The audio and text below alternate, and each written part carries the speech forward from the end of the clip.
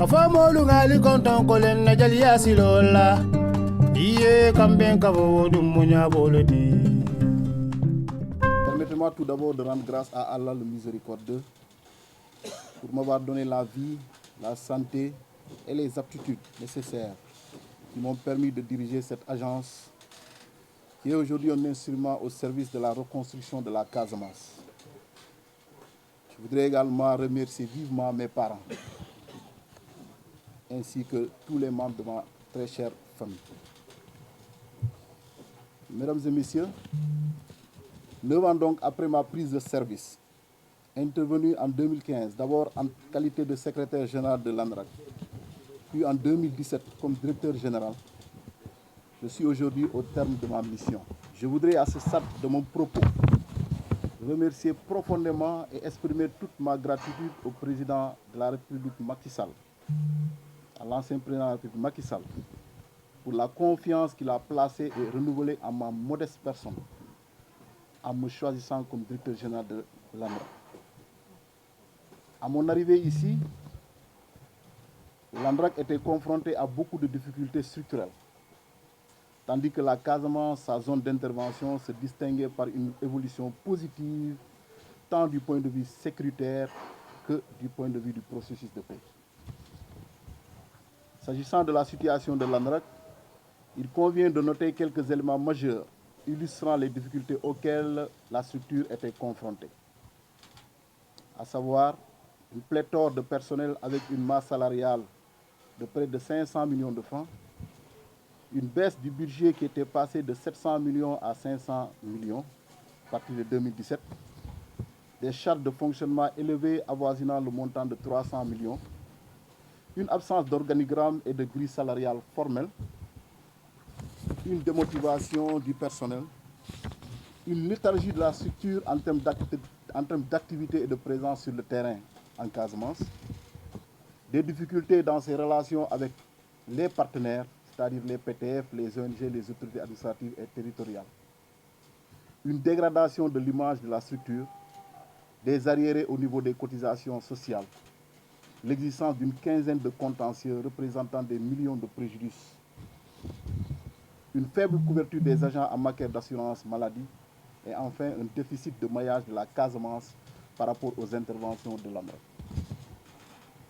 L'ensemble de ces constats, situations ont d'ailleurs été révélés dans le rapport de l'audit social et organisationnel qui a été commandité en 2016 par le Conseil de surveillance. Le redressement de cette situation appelait beaucoup de sacrifices, de courage et une vision pour faire en sorte que l'agence retrouve sa viabilité afin de répondre à sa vocation, surtout dans un contexte marqué par une accalmie notée en Casamance, avec comme conséquence, entre autres, la forte dynamique des populations déplacées et réfugiées à retourner dans les localités abandonnées depuis plus de 30 ans. Mesdames et messieurs, 9 ans après, l'ANRAC a retrouvé toute sa viabilité et sa vocation. L'agence a surtout réalisé des performances notoires tant au point de vue interne que de ses réalisations. Ainsi, du point de vue interne, je peux citer, entre autres, l'élaboration d'une grille salariale adoptée par le Conseil de surveillance ainsi que les 2 tutelles techniques, administratives et financières. L'élaboration d'un organigramme également adopté par les tutelles techniques et financières. L'élaboration d'un plan stratégique de développement. L'élaboration d'un projet de décret révisé. La révision et l'actualisation du manuel de procédure de gestion administrative, financière et comptable. L'augmentation du budget de l'ANRAC qui est aujourd'hui passé de 500 millions à 816 millions. Le repositionnement stratégique de l'ANRAC avec un regain d'intérêt retrouvé auprès des autorités administratives, territoriales, des services techniques, des projets, programmes et des ONG présents en Casamance. Le règlement et l'appurement de plusieurs contentieux, il n'en reste que 2. L'élaboration d'un règlement intérieur qui est dans le circuit de la validation. La mise en place d'un cadre régional de coordination pour le déminage et la réinsertion socio-économique des déplacés. La signature de conventions de partenariat avec le PPDC, actuel FADEC, le PUDC, le PUMA, l'Agropole et l'APIX. Au total, les interventions de l'ANRAC ont contribué au retour de plus de 30 000 personnes dans une quarantaine de villages, dont Bissine et ses 13 localités environnantes, Binjaloum, Badem, Diabang, Djirak, ainsi que des dizaines de villages établis dans les communes de Djibanar et de Sindia. Mesdames et messieurs, du point de vue de la coordination, nous avons réussi à faire en sorte que l'ANRAC assume sa vocation en la matière, avec la mise en œuvre d'un processus qui nous a permis, au bout d'1 an et demi de démarche auprès des PTR, des partenaires, des collectivités territoriales et autres, de mettre sur pied un cadre régional de coordination des interventions des acteurs en matière de déminage et de réinsertion socio-économique. Ce qui est une première dans le domaine de la coordination, puisque depuis la fin du PRAEX, l'agence a éprouvé beaucoup de difficultés à coordonner, à harmoniser les interventions des multiples acteurs qui sont sur le terrain du retour des déplacés. Ce cadre qui regroupe aujourd'hui plus de 50 acteurs constitue un outil de pilotage, de planification, de monitoring, avec pour objectif de parvenir à une meilleure visibilité des interventions des acteurs, d'éviter les doublons dans leur déploiement, d'assurer une bonne articulation et une complémentarité dans l'exécution des offres de services destinées aux populations. L'attractivité de l'ANRAC a été également l'un des éléments majeurs de notre bilan, dans la mesure où, à ce jour, l'agence est redevenue fréquentable et a ainsi pu nouer plusieurs partenariats avec des structures publiques pour la réalisation d'activités de mobilisation, d'ingénierie et de promotion du marketing territorial de la Casamance. Il me plaît de citer à cet égard les conventions entre l'ANRAC et le PPDC, actuel PADEC, le PUMA, le Proval CV, le PUDC, l'Agropole, la CNDT et l'APIX. L'ANRAC est également membre des conseils d'orientation du PADEC, du projet Noé, Nouvelle Opportunité d'Emploi de l'ONUDU et du projet Shelter for Life. À ce jour, la majeure partie des ONG présentes en Casamance dans l'appui aux populations déplacées et au déminage passent par l'ANRAC comme porte d'entrée dans le cadre de leurs activités. L'ANRAC participe également à tous les CRD et CLD qui sont organisés sur toutes les questions liées à la problématique du développement de la Casamance et du retour des populations déplacées dans leur localité d'origine. Les relations de l'agence avec les autorités territoriales se sont également fortement améliorées et l'agence est devenue un centre d'écoute et d'expression des préoccupations des populations déplacées de la Casamance dans leur volonté de retour.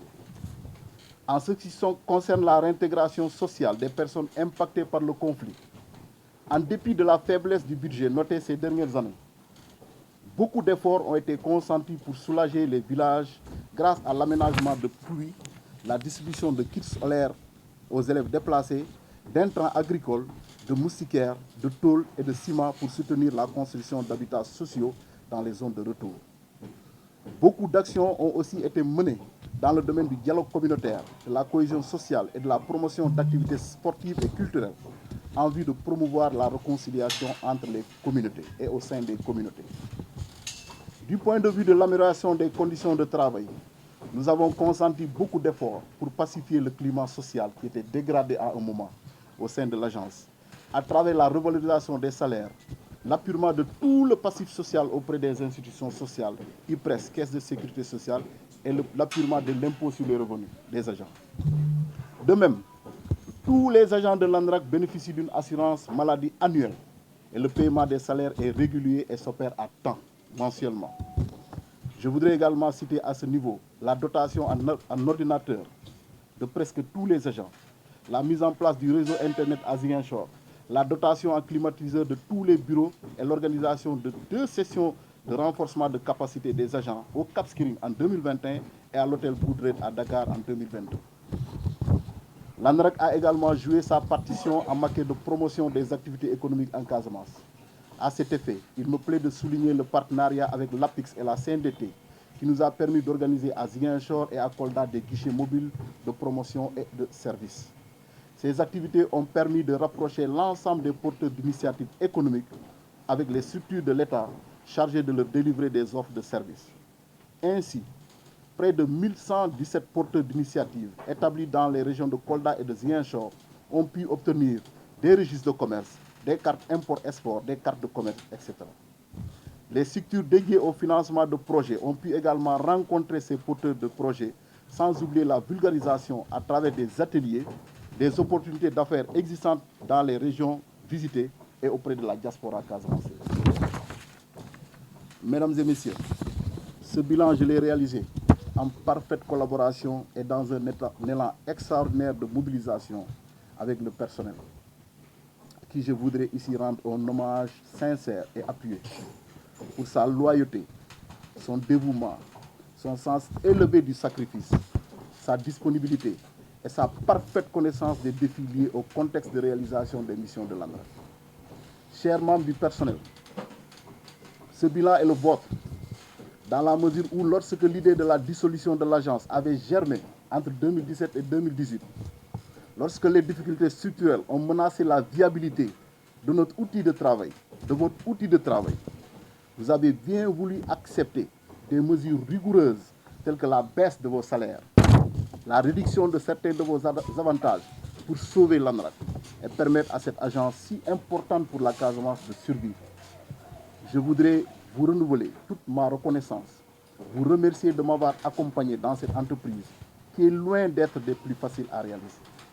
Et je vous exhorte à poursuivre dans ce même élan pour mettre en œuvre la vision de votre nouveau directeur général. Je voudrais également remercier le conseil de surveillance, représenté ici par son président, M. Mambalalo. Monsieur le Président, soyez ma voix auprès des illustres et compétents membres de votre organe pour leur dire toute ma gratitude pour ces années de collaboration au cours desquelles j'ai pu bénéficier de leurs conseils avisés, de leurs pertinentes recommandations et de leur expérience avérée de l'État et de la haute administration. Mesdames et messieurs les responsables de direction, de division, de cellule, mesdames et messieurs les membres du personnel, mes très chers invités, parmi lesquels vous me permettez de distinguer son Excellence, l'ambassadeur, mon tonton Saliou Cissé, que j'ai invité personnellement, parce qu'il est membre du GRPC. En dehors du fait qu'il soit mon oncle, mais il a une casquette importante, le GRPC, qui est le groupe de réflexion pour la paix en Casamance. Mais j'ai eu le plaisir également d'inviter d'autres amis, le DG de l'ORCE, ici présent, qui m'a fait la surprise de venir, mais également le tout nouveau DG de l'horticulture, Bassirou Diatta. Je voudrais tout d'abord rendre grâce à Dieu, Allah subhanahu wa ta'ala, qui dans sa miséricorde infinie nous a permis de participer aujourd'hui à cette cérémonie de passation de service. En ce moment solennel, qu'il me soit permis de rendre hommage à mes parents, qui m'ont éduqué et inculqué des valeurs qui ont toujours guidé mes pas dans la vie. Je remercie également ma famille, mes proches, mes amis et tous ceux qui ont contribué à faire de moi l'homme que je suis devenu aujourd'hui. Mesdames, Messieurs, s'il est vrai, comme je l'ai indiqué plus haut, que c'est par la grâce de Dieu que nous avons pu être ici, en cette circonstance, nous devons l'organisation de cette cérémonie de passation de service à la très haute volonté de son Excellence, M. Bassirou Diomaye Diakhar Faye, président de la République du Sénégal, qui m'a fait l'insigne honneur et la confiance de me nommer en accord avec son Premier ministre, M. Ousmane Sonko, directeur général de l'Agence nationale pour la relance des activités économiques et sociales en Casamance, ANRAC. C'est donc avec humilité et fierté que je tiens à lui exprimer du fond du cœur ma profonde gratitude. Qu'il me permette de lui renouveler mes chaleureuses félicitations pour sa brillante élection à la magistrature suprême de notre cher pays, le Sénégal. Bien évidemment, j'ajoute à ces félicitations mes vœux et prières pour qu'avec son Premier ministre et tous ceux qu'il a responsabilisés, il réussisse brillamment sa mission pour la réalisation de son projet de faire du Sénégal un pays de paix, de cohésion sociale et de prospérité. Pour ma part, Je mesure l'ampleur de la mission exaltante de servir ma nation, et précisément la Casamance, ainsi que les nombreux défis à relever à la tête de cette agence, créée depuis le 1er juillet 2004 par le décret numéro 2004-822. C'est le lieu pour moi de rendre un hommage appuyé à mon prédécesseur, M. Ansou Sadé, et au-delà à tous ceux qui ont eu à diriger cette agence. Tous ont donné le meilleur d'eux-mêmes, se sont investis sans compter, dans des conditions souvent difficiles, avec courage, pour améliorer les conditions de vie des populations en Casamance. Monsieur le Président du Conseil de surveillance, Mesdames et Messieurs, je suis conscient de prendre la direction de l'ANRAC dans un contexte particulier, marqué par une alternance politique dans notre pays, qui peut conduire les nouvelles autorités à des réorganisations, des révisions et autres audits. L'ANRAC pourrait ne pas échapper à ces exercices. Pour rappel, cette agence a été créée dans le contexte de l'éclatement du conflit irrédentiste en Casamance. Les objectifs majeurs que le décret précité assigne à l'ANRAC sont d'assurer une mise en œuvre souple et cohérente des actions de développement et de coordonner les efforts des partenaires intervenants dans les régions de Kolda, Sédhiou et Ziguinchor. Comme nous le constatons, aujourd'hui, les évolutions par rapport à ce conflit et ses conséquences ont été importantes. Les tensions et confrontations violentes ont très sensiblement baissé. Pour autant, à mon humble avis, l'ANRAC garde encore toute sa pertinence car les défis à relever, ainsi que les attentes des populations, s'agissant surtout de la relance des activités économiques et sociales en Casamance, restent encore considérables, malgré les efforts consentis par les régimes précédents. À cet égard, permettez-moi de rappeler que le déminage est assez loin d'être achevé. Plusieurs réfugiés et déplacés n'ont pas encore regagné leur domicile au village. La réhabilitation et construction des infrastructures sociales doit être renforcée. Et sans oublier le renforcement du processus de démobilisation, de réinsertion et de réintégration des ex-combattants. Aujourd'hui, 20 ans après la création de l'ANRAC, il faut reconnaître de façon objective que les objectifs assignés à l'agence sont dans bien des domaines pas atteints. Autrement dit, l'ANRAC semble peiner, selon certains observateurs, à jouer son rôle en Casamance de façon optimale. À vous, mes chers collaborateurs, je sais que la tâche n'a pas été facile et qu'elle ne sera pas du tout facile. Mais je peux vous assurer que nous pouvons y arriver si nous travaillons avec abnégation, méthode et organisation. Je suis convaincu que tous unis, avec une ferme volonté et une inébranlable détermination, nous pouvons faire de grandes choses en Casamance. À cet effet, j'invite nos compatriotes de la diaspora de se joindre à nous pour qu'ensemble, nous fassions du développement de notre chère Casamance une priorité.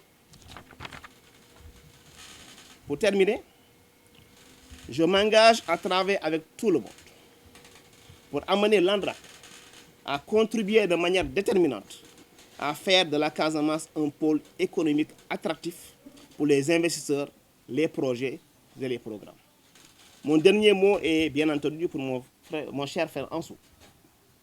Je vous remercie pour votre accueil, votre disponibilité et la bonne organisation de cette cérémonie qui nous réunit aujourd'hui. Je vous souhaite plein succès dans vos prochaines fonctions et missions. Je vous remercie de votre aimable attention.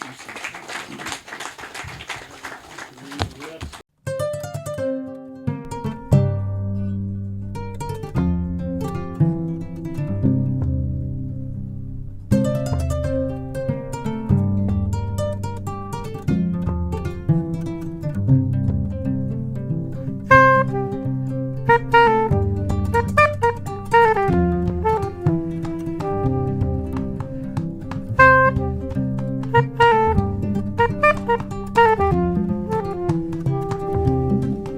Kafa molu ngali konton kolen na jali yasilola. Iye kamben kavo dum munya boleti.